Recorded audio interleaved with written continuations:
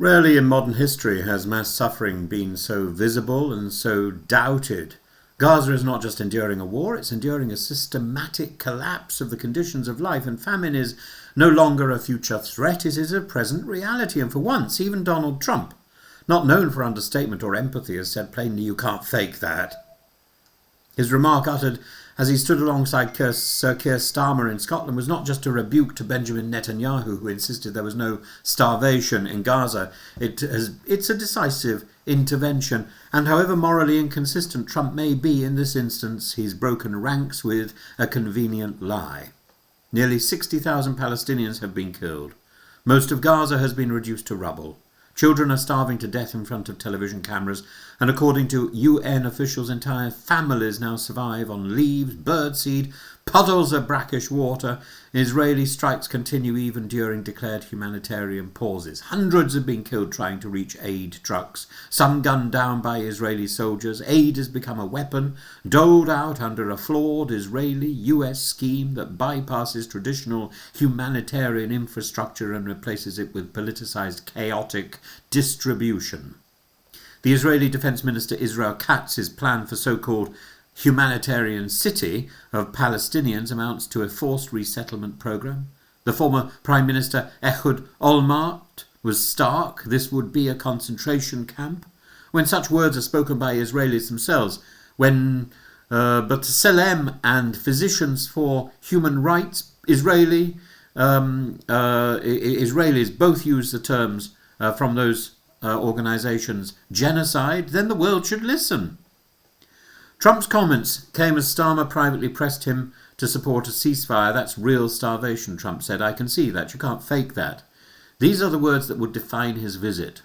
For once, Trump didn't obfuscate. He saw the images, he drew the obvious conclusion, and he issued an instruction to Israel: make sure they get the food every ounce.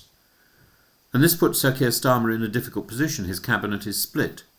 David Lammy, Wes Streeting, Angela Rayner, Sadiq Khan and Shabana Mahmoud are all pressing for the UK to recognise Palestine, as Macron has promised France will do in the UN in September. Yet Starmer hesitates, publicly out of caution, privately to stay close to Washington. But what happens when even Washington shifts?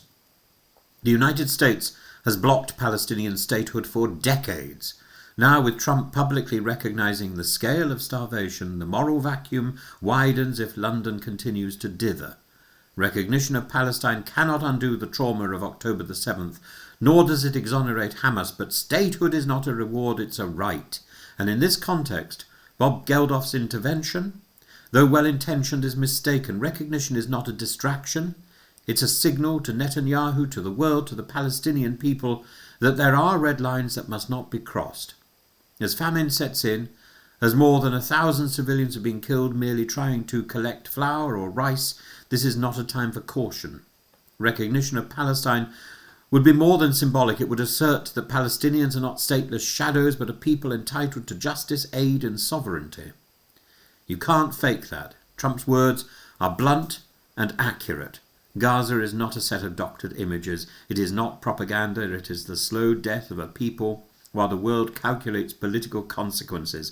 If Israel continues on this path and its allies offer only hesitant criticism, history will judge us harshly.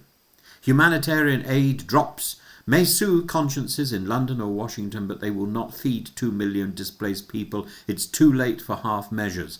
Unless the West acts decisively with sanctions, arms embargoes, diplomatic recognition of Palestine, aid over the sea, over the Mediterranean, this chapter will not end with peace, it will end in shame. And no amount of political calculation will conceal that evidence. It is in the open. You can't fake that. You mustn't ignore it. It's no good to just do gestures and feed the world slogans. We've gone beyond the slogans. We now need to set aside time, to set aside the nonsense of appeasing an administration that is hell-bent on revenge. We need to feed the starving, and we need to do so now.